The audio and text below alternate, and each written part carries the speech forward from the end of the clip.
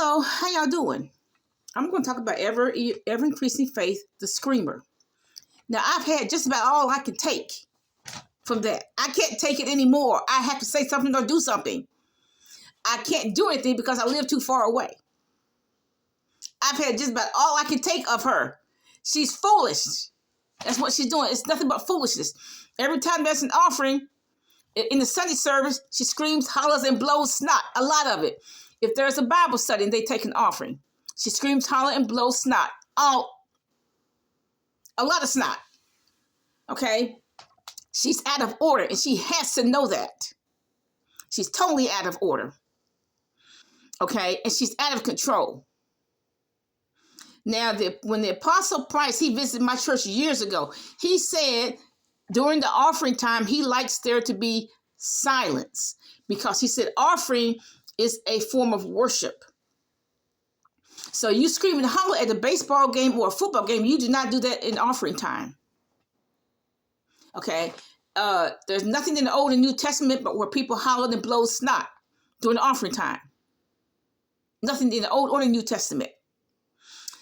What she's doing in all actuality is usurping authority over the pastor. She figures, well, she doesn't have to obey him. She doesn't have to do what he says because of his youth.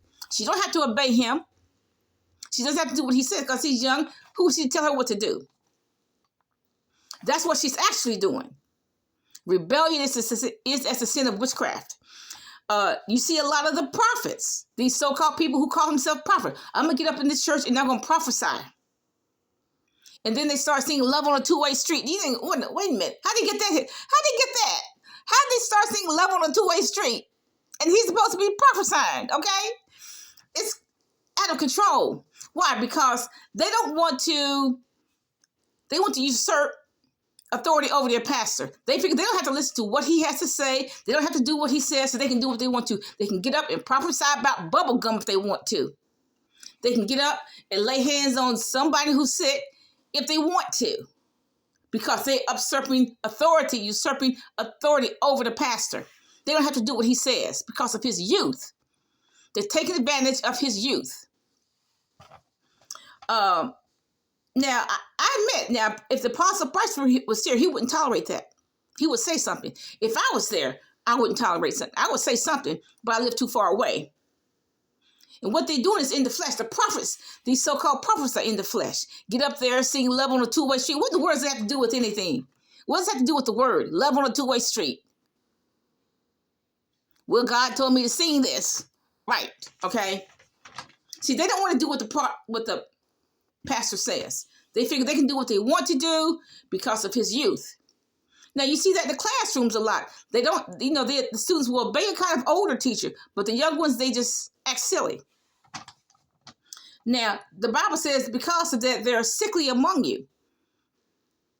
Okay, there's sickness among them because of that foolishness. Now, you know what? She may have some missing brain chips. She may have a mental illness. I don't know. But see, she won't keep her body under subjection. She won't keep her flesh under subjection. So what does Satan do? He scratches her head every Sunday, every Bible study, scream, holler, blow snot, disrupt the church. Because she wants to usurp authority over the pastor. He can't tell her what to do because of his youth. Rebellion. Now, I think the reason why he hasn't said anything or the family hasn't said anything to her, although you can see the cringe, it's a cringe-worthy moment. You can see the cringes on their faces every time the screamer does that, scream, holler, and blow snot. You can see them scream. You can see it's a cringe-worthy moment. I think the reason why they don't say anything to her because they're too nice. I've been partners with the ministry for decades, and they're nice people. All of them are nice people. But see, I'm from Appalachia. I'm not nice. Okay, so therefore I would say something because I'm not nice anyway. Okay. Now, see, every time she does this, Satan scratches her head and says, scream, holler, and blow snot. And doggone it, she doesn't do it. She screams, holler, and blow snot, disrupt the service. And they try to make light of it. Well, happy and hilarious. No, just because you're happy and hilarious doesn't mean you got to make a fool of yourself. It doesn't not mean you have to disrupt the service. It definitely does not mean you have to usurp authority over the pastor. She don't want to put her flesh under subjection. She don't want to put her mind under subjection. And she don't want to put her authority. She don't want to be subject to the pastor. She doesn't. That's rebellion. But really, from our perspective, it's just outright foolishness. And I hope she's listening. She needs to stop.